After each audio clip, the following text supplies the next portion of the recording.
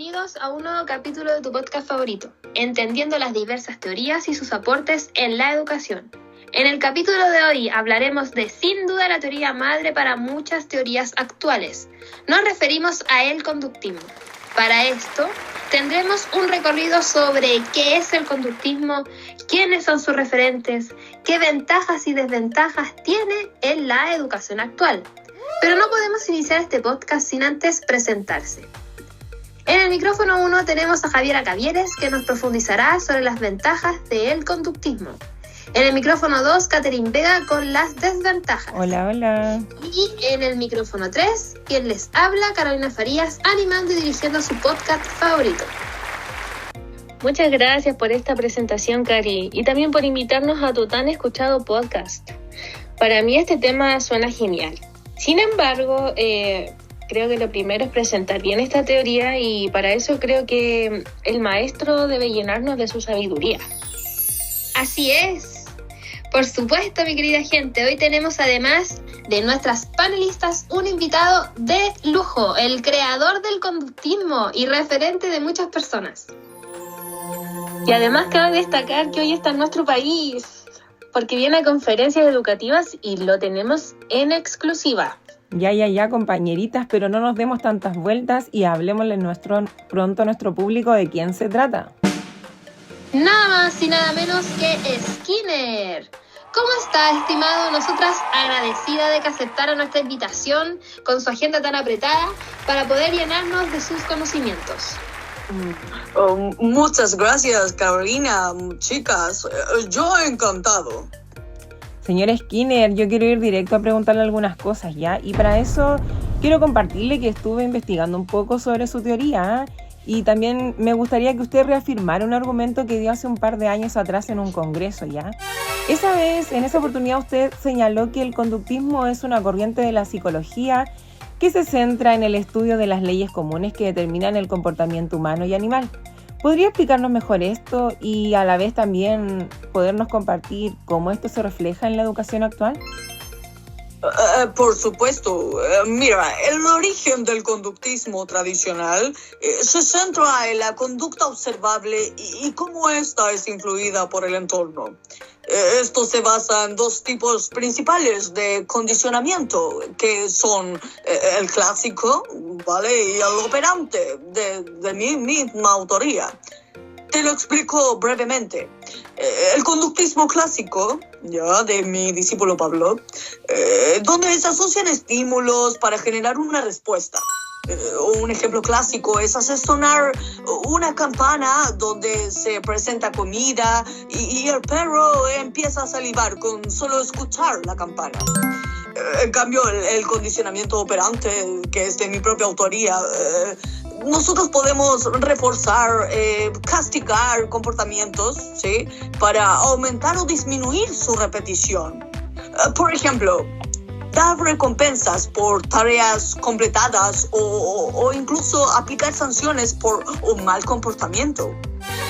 Para así responder a tu pregunta de cómo se refleja en la educación actual, yo me atrevería a decir que hoy en día se aplican en los colegios, en el aula, mediante sistemas de recompensas y castigos. Aunque se ha criticado al conductismo por su enfoque limitado en lo observable, esta corriente sigue siendo útil para cada gestión de comportamientos y para la enseñanza de habilidades específicas. Así es. Como fiel seguidora del conductismo, sé que este se basa en la idea de que todos los comportamientos son aprendidos a través de la interacción con el entorno. Claro, y además lo que es clave aquí son los dos tipos de condicionamiento, clásico y operante. Señora Skinner, ¿usted nos puede dar una comparación en estos dos conceptos? Mira, el condicionamiento clásico se basa en la asociación de estímulos. En cambio, el condicionamiento operante se basa en el comportamiento, que se viene a modificar en función de todas las consecuencias. Claro, entonces tendríamos dos conceptos claves que comprender. Así es, compañeritas. A mí me queda solamente estímulo y respuesta. Señor Skinner, por favor, haga esta distinción. A ver, que quede claro. El estímulo se da o se refiere a cualquier señal, información o un evento que produce una reacción, vale decir, una respuesta. Una respuesta de un organismo. Pero en cambio, la respuesta surge como una conducta de un organismo que reacciona a un estímulo. No sé si me explico. Entonces, ¿el condicionamiento es un tipo de aprendizaje que está derivado de la asociación entre estímulos y respuestas? Exacto, very good. Y el refuerzo entonces lo entiendo como cualquier consecuencia de una conducta que aumenta la probabilidad de que ésta se vuelva a dar. Claramente, así es. ¡Qué buenísimo! Espero que nuestros oyentes estén comprendiendo y anotando todo esto. Señor Skinner, antes de continuar, le queríamos contar que en el capítulo anterior de nuestro podcast nosotros le dejamos una cajita abierta a todos nuestros oyentes para que hicieran sus preguntas, todos muy interesados en su venida. Y por lo que quiero compartir con ustedes algunos de los más destacados. Así es, Cata. Tenemos una gran diversidad de preguntas, algunas que van a estar a favor y en contra de la teoría, como también otros que consideran que puede ser útil siempre y cuando se tenga un equilibrio de ella. Ok, yo estoy aquí para responder y educarlos. Genial, genial. Entonces vamos con nuestra primera pregunta, que dice lo siguiente. ¿Cómo responde a la crítica que el conductismo simplifica excesivamente la conducta humana y no considera factores internos como pensamientos, emociones y motivaciones? A ver, primero, aunque el conductismo se enfoca en la conducta observable, no ignora completamente los factores internos. Sin embargo, considera que estos factores son difíciles de medir y que la conducta es el mejor indicador de la psicología humana. Señor Skinner, me va a disculpar con todo el respeto que yo le tengo, pero en mi opinión personal es que el conductismo actualmente no trae mayores ventajas en el proceso de enseñanza-aprendizaje. ¿Usted cree que su teoría puede ser utilizada para controlar y manipular el comportamiento de las personas? A ver, estimada, la ética es crucial en la aplicación del conductismo. Además, también mencionar para nuestros oyentes que los profesionales deben asegurarse de que las intervenciones que apliquen sean de manera respetuosa e informadas. Exactamente. Mirando igual la cajita de preguntas, encontré una que se refiere a las limitaciones en la aplicación de la conducta. Nos indica lo siguiente. ¿Cómo explica el conductismo la creatividad, intuición y toma de decisión compleja que se puede reducir solo a estímulos y respuestas?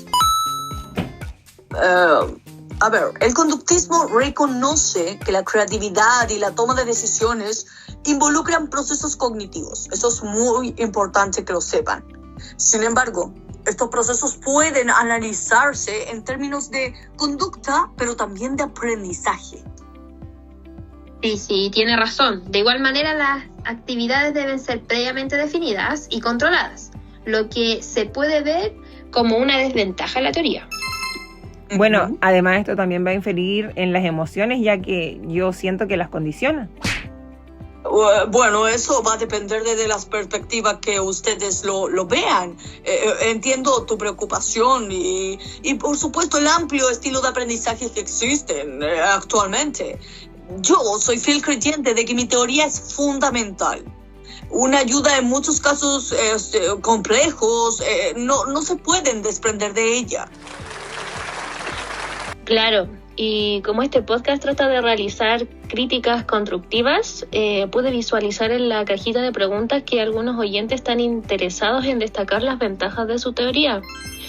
Y como esta las ha ayudado en diversos contextos. Por ejemplo, la eficiencia en la modificación de la conducta. Entonces, ¿cómo el conductismo ha demostrado ser efectivo en la modificación de comportamientos tales como la ansiedad y la agresividad?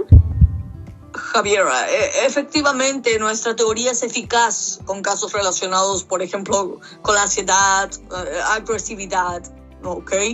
Modificando el comportamiento por medio de técnicas Por ejemplo, el refuerzo positivo, la exposición gradual, ¿ok? Muchos estudiantes aprenden a tener una conducta de regulación emocional, entregando una respuesta acorde al medio en caso de algún estímulo agravante, por ejemplo, puede suceder. Mire, me parece muy acertada su respuesta.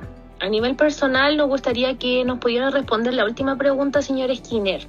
¿Cómo el conductismo puede mejorar la calidad de vida de las personas con discapacidad o algún tipo de trastorno de ánimo? Qué buena pregunta. A ver, el conductismo puede mejorar la calidad de vida de estas personas por medio de la modificación de comportamientos problemáticos. Además de la enseñanza de algo muy relevante que hoy en día pienso se debe realizar en las escuelas, como las habilidades adaptativas. Entonces, en esta teoría podemos observar tanto ventajas como desventajas, queridos oyentes, de las cuales va a depender la mirada de cada uno, tal y como nos indica nuestro invitado. Claro, y como ventajas del conductismo en la educación tenemos las siguientes, que podrían ser predecir y controlar la conducta, planificar y conseguir modificar comportamientos según sea el objetivo que se busque, cosa que a muchos de nuestros oyentes educadores, esto es una herramienta fundamental dentro del aula común. Puede ser, compañerita, pero yo de igual manera quiero mencionar las desventajas que también pudimos socializar para que se medite con el resto de los oyentes que están hoy día sintonizándonos en nuestro podcast, si se quiere usar dentro del aula, ¿ya? Tenemos entonces que el conductismo resulta limitante, las actividades deben estar definidas y controladas, y sabemos que esto no siempre está en nuestras manos. También enfatiza motivos y movimientos a corto plazo y no así a largo plazo, lo que me hace dudar un poco de lo significativo que sea para la educación. Lamentablemente se nos ha acabado el tiempo, pero agradecemos en primera instancia a nuestro invitado del día de hoy. Siempre es un gusto tener exponentes de este calibre. Esperamos volver a vernos pronto y compartir más opiniones. A su vez, agradezco eternamente a mis compañeras del podcast, Catherine y Javiera, que siempre nos sorprenden con sus visiones y experiencias. No quisiera despedirme sin también agradecer a quien hace todo esto posible, ustedes, queridos oyentes. Ya somos una comunidad respetuosa y abierta al diálogo. Pero tenemos que recapitular, ¿verdad? Para que todo esto tenga un aprendizaje, para que usted tome nota, para que se vaya con una enseñanza a su casa. Entonces podríamos decir que el conductismo y su impacto en la educación actual se destaca en su eficiencia en el comportamiento problemáticos, su capacidad para predecir y controlar las conductas, como también su utilidad en la enseñanza para el desarrollo de habilidades adaptativas. Sin embargo, todo esto no es color de rosa, ¿cierto? Reconocemos las limitaciones del conductismo igual, como su enfoque en la conducta observable, el constante control de las actividades y sus movimientos a corto plazo. Por lo mismo es que, pese a que esta teoría es valioso para la educación, siempre nos va a requerir una consideración cuidadosa a la hora de poder aplicarlas. Queridas compañeras, les dejo el micrófono abierto para que se puedan ir despidiendo. Así es, muchas gracias a nuestro público, gracias a ti, Cari, por la invitación, y no olviden seguirnos en nuestras redes sociales. Así es, muchas gracias por tan agradable invitación, Cari. Gracias, Cata y Skinner, por su importante aporte, y por último y no menos importante a nuestros oyentes que nos están escuchando. Muchas gracias. Hasta pronto. Muchas gracias a ustedes por la invitación. Yo muy feliz de haber estado acá junto a ustedes, con sus oyentes escuchándonos. Espero que pueda seguir creciendo su podcast y esto les sirva a todos para educarlos. Muchas gracias.